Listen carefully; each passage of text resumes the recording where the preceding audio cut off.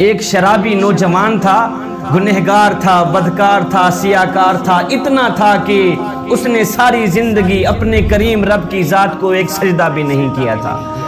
جب موت کا وقت قریب آیا تو اس نے اپنا سر اپنی ماں کی گود میں رکھا، اپنا سر ماں کی گود میں رکھ کر کہنے لگا، ماں ساری زندگی میں نے گناہوں میں گزاری ہے، ساری زندگی میں نے شراب پیتے ہوئے گزاری ہے، ساری زندگی میں نے اللہ کی نافرمانی کرنے میں گزاری ہے، ساری زندگی میری برباد ہو گئی ہے نادانی کی وجہ سے۔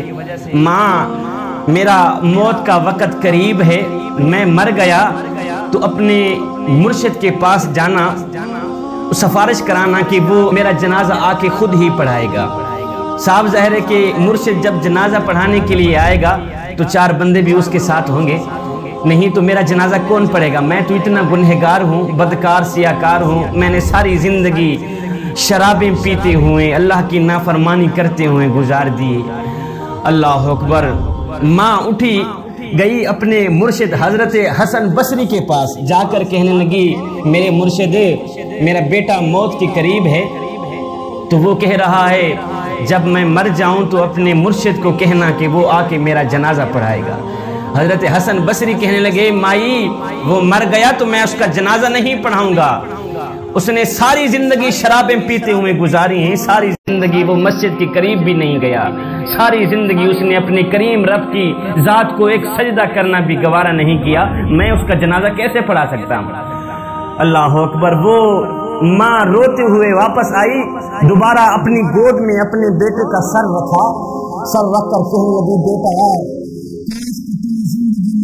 میری نہیں ہوتی کہ آج میرا مرشد جنازہ پڑھانے سے انکار نہ کرتا، زندگی میں ایک بات پر بھی تو نے عمل کیا ہوتا، آج میرا مرشد تیرا جنازہ پڑھانے سے انکار نہ کرتا۔ میرا مرشد کہتا ہے کہ اس نے ساری زندگی اللہ کی نافرمانی میں گزاری ہے، شرابیں پیتے ہوئے گزاری ہے، میں اس کا جنازہ نہیں پڑھاتا۔ اللہ اکبر۔ نوجوان رونے لگ گیا۔ دوانوں سنو،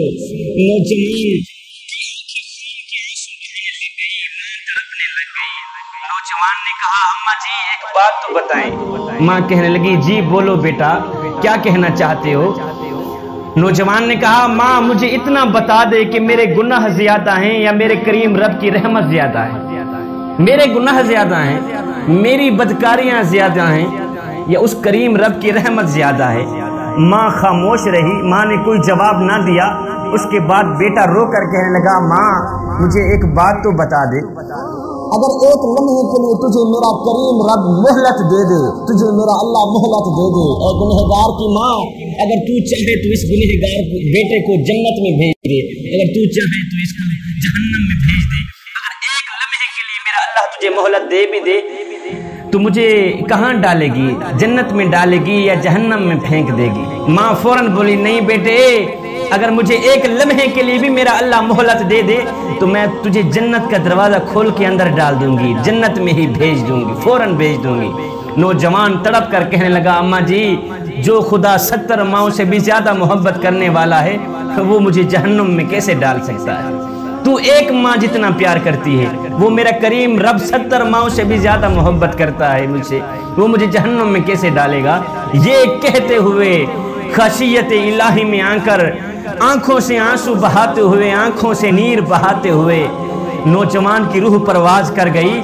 ادھر ماں رو رہی تھی، دوسرا کوئی رونے والا نہیں تھا بیٹے کو، ادھر کسی نے دروازے پہ آ کے دستک دی۔ ماں نے جب دروازہ کھولا تو سامنے مرشد کریم نظر آئے، حضرت حسن بصری نظر آئے۔ محترمہ کہنے لگی، مرشد کریم آپ نے تو مجھے جواب دیا تھا، آپ کیسے آ گئے؟ آپ کو کیسے پتہ چلا کہ میرا بیٹا فوت ہو گیا ہے؟ مرشد کریم کہنے لگے، محترمہ جی جب تو میرے پاس آئی تھی اس وقت میں سونے لگا تھا، میری آنکھ لگی، خواب میں کسی کہنے والے نے کہا، او میاں تو سویا ہوا ہے اور میرے یار کا جنازہ کون پڑھائے گا؟ حسن بصری تو یہاں پہ سویا ہوا ہے، ادھر میرا یار مرا ہوا ہے، میرا دوست مرا ہوا ہے، جا میرے دوست کا جنازہ پڑھا کیا ہے۔ ادھر ندامت کے 2 آنسو بہے تھے، ادھر ندامت اور شرمندگی خشیت الہی میں آ کر آنکھوں سے 2 آنسو بہے تھے، ادھر بخشش کا فیصلہ ہو گیا تھا، ادھر مغفرت کا فیصلہ ہو گیا تھا، ایک آنسو کی مار تھی، سارے کے سارے گناہ معاف کر دیے گئے۔ نوجوانو، کریم رب کی چوکھٹ پہ آ گیا کرو، اپنا سر جھکا دیا کرو، خشیت الہی میں آ کر ایک آنسو میں بہا دیا کرو۔